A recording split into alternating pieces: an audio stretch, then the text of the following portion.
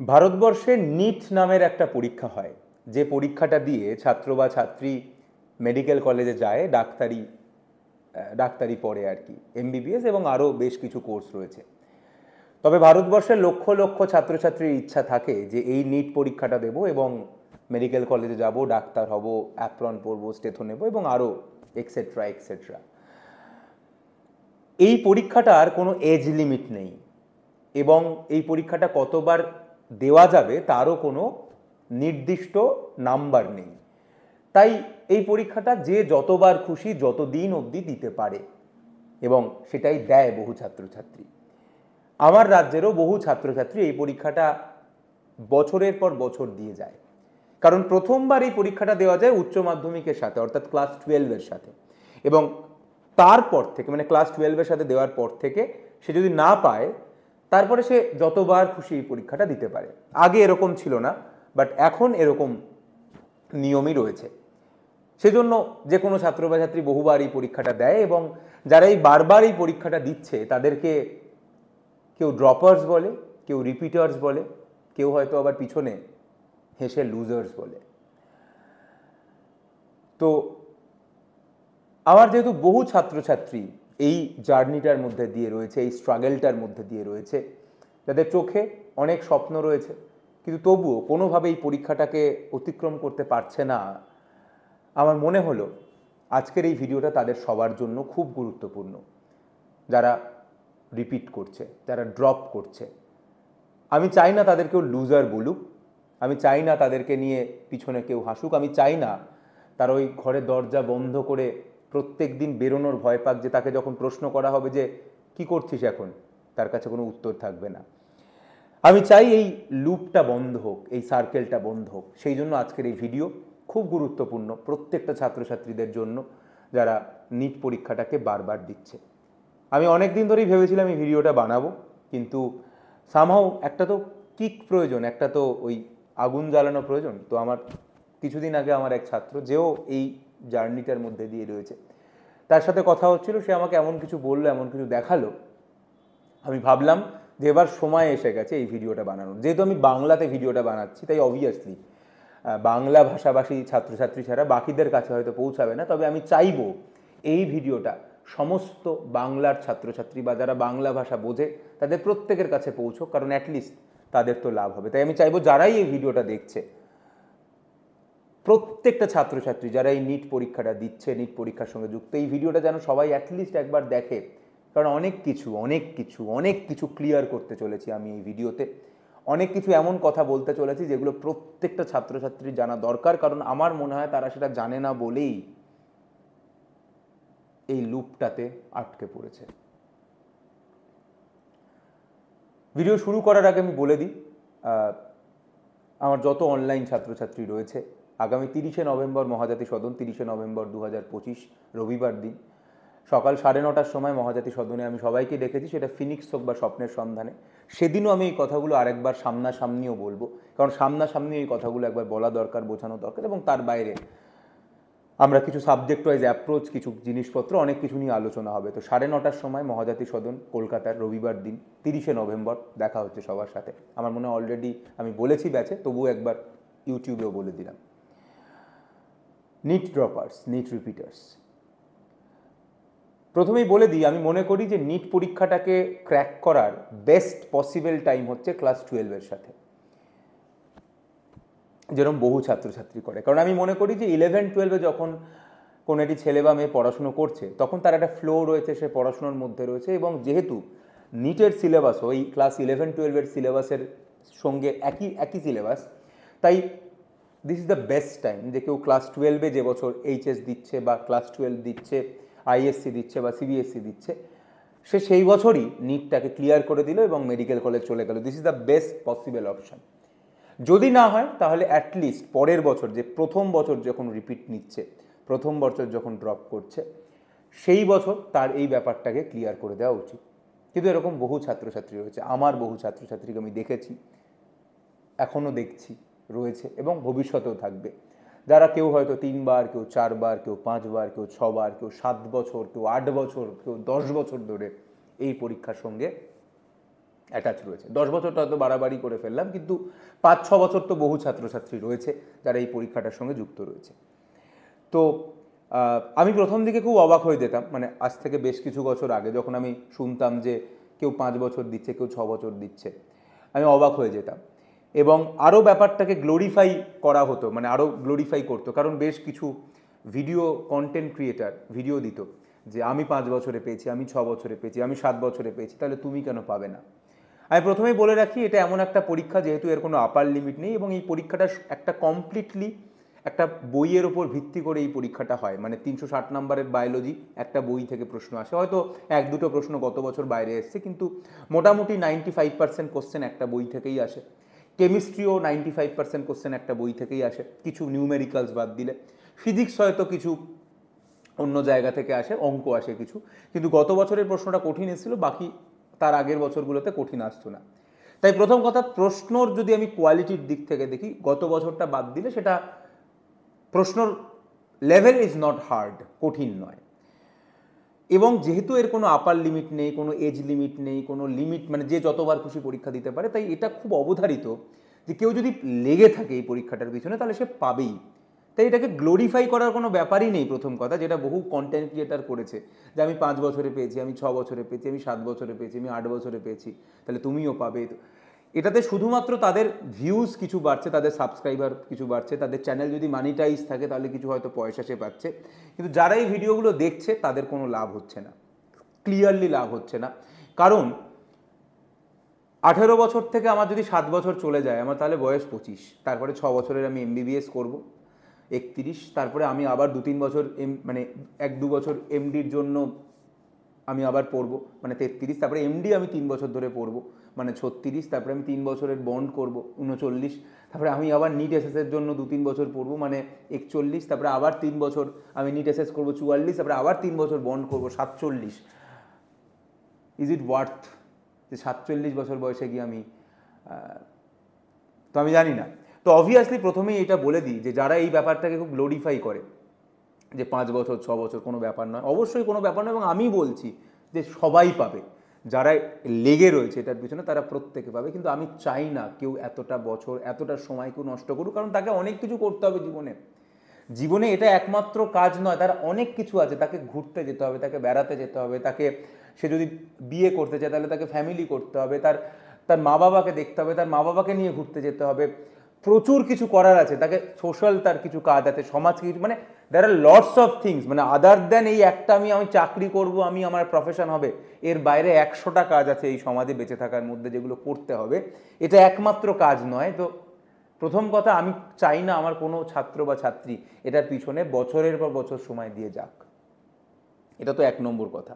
কিন্তু আমি আবারও বলছি, কোনো মোটিভেশনাল টক দেখার দরকার নেই, এটা খুব ক্লিয়ার কথা, কেউ যদি পড়ে থাকে সে পাবেই, পাবেই, কারণ সে পাবেই, সে 5 বছরে পাক, 6 বছরে পাক, 7 বছরে পাক, সে পাবে, তাই কারণ এটার কোনো এজ লিমিট নেই, পাবেই। ঠিক আছে, এবার 2 নম্বর কথায় আসি যে কেন এই ব্যাপারটা ঘটছে, কেন এই লুপটাতে পড়ে থাকছে, কেন বেরোতে পারছে না ছেলেমেয়েরা, কি মেধাবী নয়, মানে কম মেধাবী বা এরকম কোনো ব্যাপার? প্রথম কথা, নিট পরীক্ষাটা যে খুব মেধার পরীক্ষা তা নয়, শুরুতেই বলে দিলাম, কারণ যেখানে বলেই দেওয়া হয়েছে যে বায়োলজি প্রশ্ন এই বইটা থেকে আসবে, কেমিস্ট্রি প্রশ্ন এই বইটা থেকে আসবে, বা ফিজিক্স প্রশ্ন কঠিন এলে ছেড়ে দিতে হবে, সহজ এলে করতে হবে, সেখানে খুব মেধার যে পরীক্ষা এটা তা নয়, এটা হচ্ছে টাইম, কত তাড়াতাড়ি সে পিক করতে পারছে, কত তাড়াতাড়ি সে কোশ্চেনগুলোকে পড়তে পারছে, কত তাড়াতাড়ি সে ওয়েমারটা গোল করতে পারছে। সো ইটস মোর অফ তার কতটা সে কুইক, কত তাড়াতাড়ি সে সলভ করছে। তো মেধার থেকে বেশি, কারণ মেধা যেই অ্যাডভান্সডে লাগে, আইএসআইতে লাগে, বাট এখানে নিট পরীক্ষাটাতে খুব বেশি ইম্পর্টেন্ট হচ্ছে যে কত রিকল করতে পারলো, কত তাড়াতাড়ি মনে করতে পারলো, কত তাড়াতাড়ি কোশ্চেনটাকে পড়তে পারলো, গোল করতে পারলো। অবভিয়াসলি এটাও একটা মেধা, বাট এটা ওরকম মেধা নয় যে ব্রেন স্ট্রমিং, যে মাথা প্রচণ্ড খাটাতে হচ্ছে, বিভিন্ন জিনিসকে এদিক থেকে ওদিক লাগাতে হচ্ছে, এটাও মেধা, যে আমি রিকল করছি, তাড়াতাড়ি করছি, এগুলোও মেধা, সবই মেধা, বাট এই মেধাটা অন্যরকম মেধা। কিন্তু এই মেধাটা কিন্তু যে কোনো কারোর পক্ষেই 1-2 বছরেই করা সম্ভব।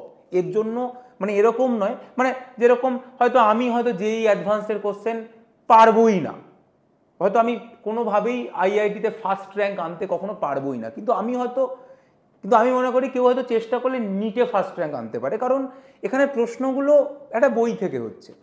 বাট যেখানে অন্য কোথাও থেকে আসছে, একটা কোশ্চেন ফ্রেম হচ্ছে, যেখানে 8-10টা কনসেপ্ট লাগছে একসাথে, সেই জায়গাটা পুরো আলাদা।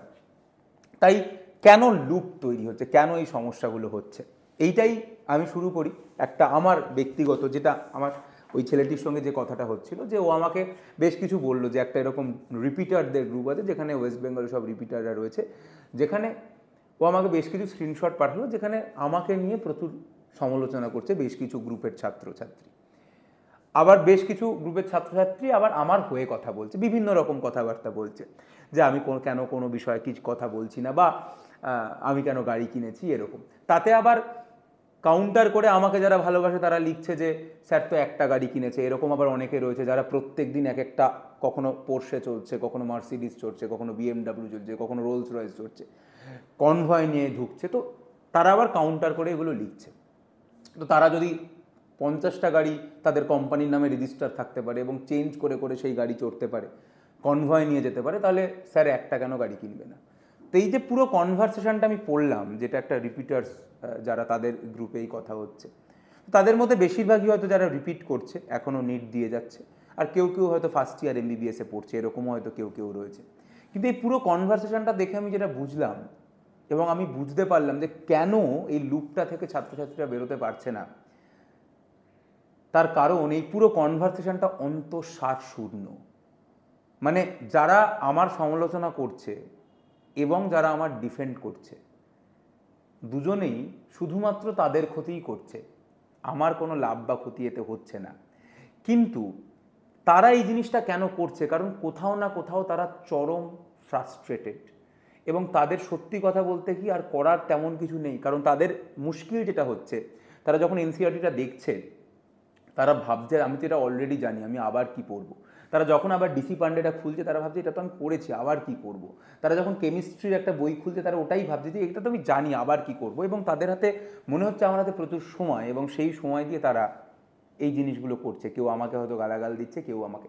এই একটা ছোট্ট ইনসিডেন্ট পুরো গোটা ঘটনাটাকে দেখাচ্ছে।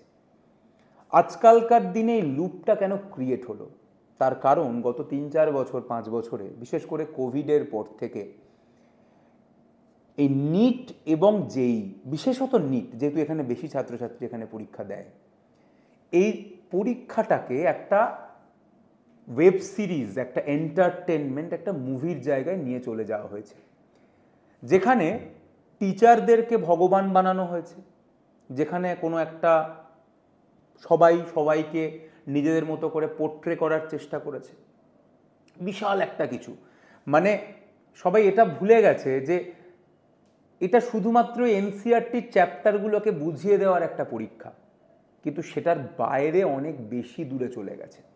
যেখানে একটা টিচারকে কোথায় বেড়াতে যাচ্ছে সেইটারও ভ্লগের অংশ পোস্ট করতে হয়, সেইখানেও সেই টিচারের পিছন পিছন কেউ ক্যামেরা নিয়ে যায়, মানে কোনো একটা ইনস্টিটিউটের লোক ক্যামেরা নিয়ে যায়, যেখানে প্রতিটা ইভেন্ট, প্রতিটা মুভমেন্ট, রোশনাই, আতশবাজি, এভরিথিং সব কিছু হয়। এবং এই জিনিসটা কেন করা হয়? কারণ প্রত্যেকটা ইনস্টিটিউট বোঝে যে আলটিমেটলি 25 লক্ষ ছেলেমেয়ের মধ্যে 50,000 ছেলেমেয়ে চান্স পাবে, কিন্তু ব্যবসা দেবে বাকি 24,50,000 ছেলেমেয়ে যারা চান্স পাচ্ছে না।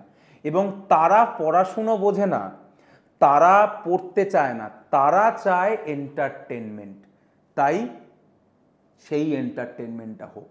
এবং এইটার জন্যই আমি যেই কনভারসেশনটা পড়লাম, যে আমার গাড়ি নিয়ে, বা আমি কেন কোনো ইস্যুতে কথা বলছি না, বা এই গোটা জিনিসটাতে আমি যেটা বুঝলাম, যে সমালোচনা হওয়া উচিত আমার পড়ানোর। যে কেউ আমায় বলতে পারে যে অর্কদীপ স্যার লোকোমোশন মুভমেন্টটা ভালো পড়াতে পারেননি, আমি বুঝতে পারিনি, আমি ক্লাসটা করার পরেও MCQ সলভ করতে পারছি না। তার কাউন্টারে কেউ বললো না আমি বুঝতে পেরেছি। এই কনভারসেশনটা যদি হতো আমি বুঝতে পারতাম অ্যাকচুয়ালি তারা মানে লাইনে রয়েছে, বা বলতো যে অর্কদীপ স্যারের থেকে আমি এই বায়োলজিটা বুঝতে পারিনি, আমি এই স্যারের থেকে ভালো বুঝেছি। তখন আবার কেউ বললো যে না, ওই স্যারের থেকে অর্কদীপ স্যার ভালো পড়িয়েছেন, কারণ অর্কদীপ স্যার এই জায়গাটা এইভাবে পড়িয়েছেন, অর্কদীপ স্যার অল্প সময়ের মধ্যে কনসাইজ করে দিয়েছেন। কেউ আবার বলছে না। এই যে কনভারসেশনটা, এই যে তর্কাতর্কিটা, এইটা দেখায় যে একটা ছেলেমেয়ের ট্র্যাকে রয়েছে, কিন্তু সেইটা নিয়ে আলোচনা হয় না। আলোচনা হয় সমস্ত নন একাডেমিক বিষয়, এবং এই জিনিসটাকে ইমপ্ল্যান্ট করা হয়েছে 5 বছরে। কেন এত রিপিটারের সংখ্যা বাড়ছে, কেন লোকে রিপিট করে যাচ্ছে, তার কারণ লোকে কন্টেন্ট থেকে বেরিয়ে গেছে, লোকে পড়ানোতে নেই। আমাকেও বাধ্য হতে হয় কিছু করতে, যেরকম খুব একটা ছোট জিনিস যদি বলি, তবু মানে যেরকম এই অক্সিজমে আমরা যেদিন পুজোর ছুটি পড়লো আমরা সবাই মিলে ঠাকুর দেখতে গেছিলাম, সেটার একটা ভিডিও ছোট রিল আমরা অক্সিজমে পোস্ট করেছিলাম। কোনো মানেই ছিল না পোস্ট করার, নাই করতে পারতাম। তবুও সবাই বলেছে যে ওটা একটা ডিম্যান্ড একটু, তবুও আমি চেষ্টা করেছি যতটা সম্ভব এন্টারটেনমেন্টকে দূরে রাখার। এটাও আমি চাইনি যে আমরা পুজোয় বেরোতে যাচ্ছি, সেটা ইন্ডিভিজুয়ালি কেউ ছবি পোস্ট করতে পারে, বাট দরকার তো নেই, তবুও ওইটুকু আমরা করেছি। কিন্তু যারা আমাদের আজ অব্দি অফলাইন ইভেন্টে এসছে, গত বছর 4 দিন ধরে আমরা অফলাইনে পড়িয়েছি, আমরা শুধু পড়িয়েইছি, কিন্তু হয়তো শেষ দিন আমরা একটু মাঝে মাঝে মোটিভেশনাল কথা বলেছি, কিছু কথা বলেছি, কিন্তু আমরা থ্রু আউট 4 দিন ধরে আমরা কিন্তু পড়িয়ে গেছি। কোনো আতশবাজি, কোনো আলো, কোনো ধোঁয়া, কিচ্ছু ছিল না তার মধ্যে।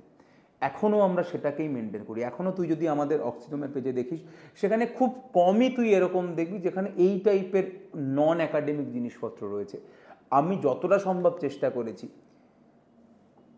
যে একটা স্টুডেন্টদের কাজ হচ্ছে পড়াশুনো করা, পরীক্ষাটা দেওয়া, ক্লিয়ার করা, কিন্তু সেই জায়গা থেকে তারা বেরিয়ে যাচ্ছে। আমি আবারও বলছি, এই লুপটার মধ্যে পড়ে থাকার সময় নয়।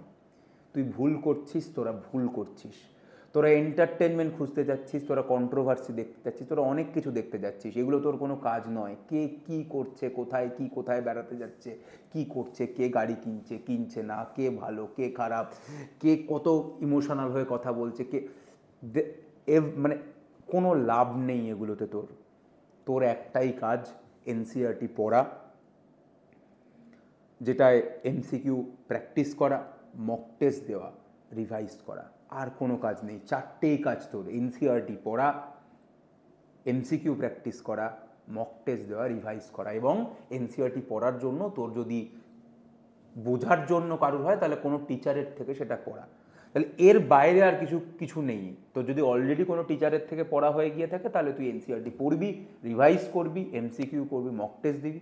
আর তুই যদি প্রথম হোস যে প্রথমবার নিটের প্রিপারেশান নিচ্ছিস, তাহলে তুই কারুর থেকে একটা বুঝবি পড়াটা, কোনো টিচারের থেকে, এনসিইআরটি পড়বি, এমসিকিউ দিবি, মক টেস্ট দিবি, রিভাইজ করবি।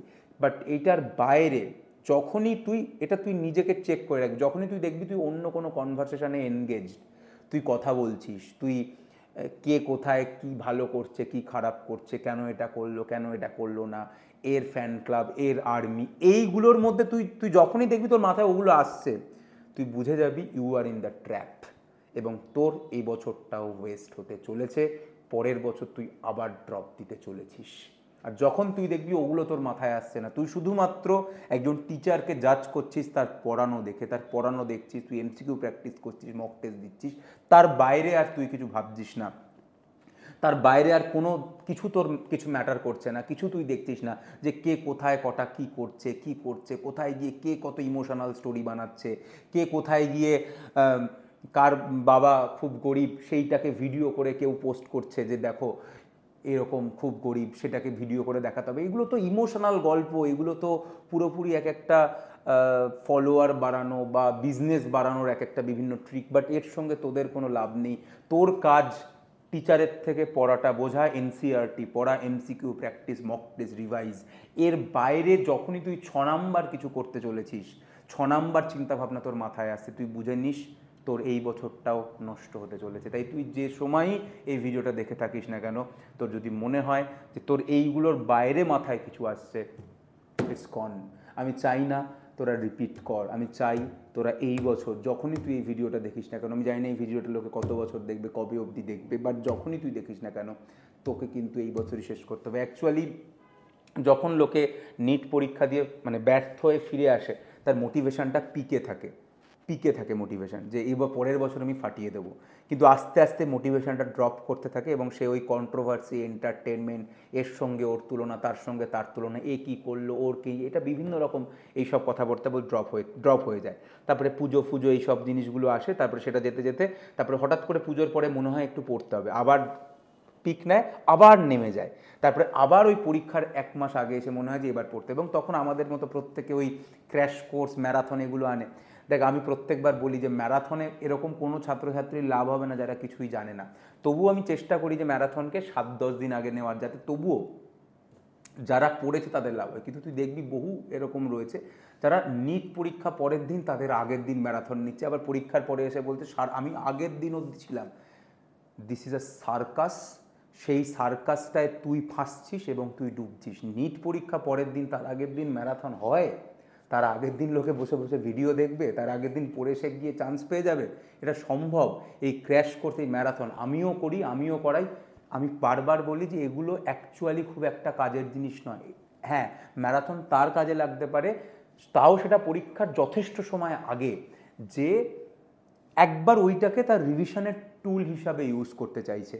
বাট কেউ কিন্তু কোনো ইনস্টিটিউট এই ম্যারাথন এবং ক্র্যাশ কোর্সকে কিন্তু সেইটা হিসাবে ইউজ করে না। মেনলি ওটাকে ইউজ করে যারা কিছুই পড়েনি তাদেরকে বোঝানোর চেষ্টা করে যে তুমি এই ম্যারাথনটা দেখে নাও, তুমি এই ক্র্যাশ কোর্সটা দেখে নাও, তুমি চান্স পেয়ে যাবে। কিন্তু কোনো দিন সে চান্স পাবে না। ব্যতিক্রমী কেউ হতে পারে, ব্যতিক্রম দিয়ে কিছু যায় আসে না।